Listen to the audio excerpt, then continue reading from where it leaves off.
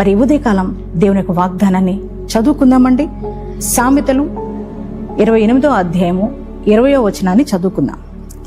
నమ్మకమైన వానికి దీవెనలు మెండుగా కలుగును. Praise the lord.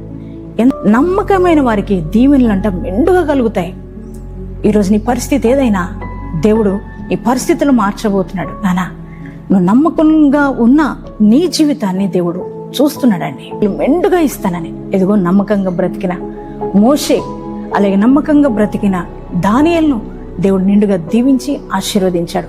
దీవులు నిండుగా మెండుగా కుమ్మరించాడు. అదే దేవుడు ఇప్పుడు కూడా బ్రతికే ఉన్నాడు, సజీవుడిగా ఉన్నాడు. నువ్వు దేవునికి నమ్మకంగా బ్రతుకుతున్నట్లయితే, నీ వ్యాపారాల్లో, నువ్వు చేస్తున్న ఉద్యోగాల్లో నమ్మకంగా బ్రతికితే దేవుడు ఖచ్చితంగా ఆ మెండైన దీవెనలతో నింపబోతున్నాడు.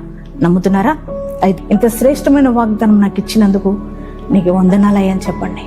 దేవుడి వాగ్దానం మీ జీవితంలో నెరవేర్చబోతున్నాడు.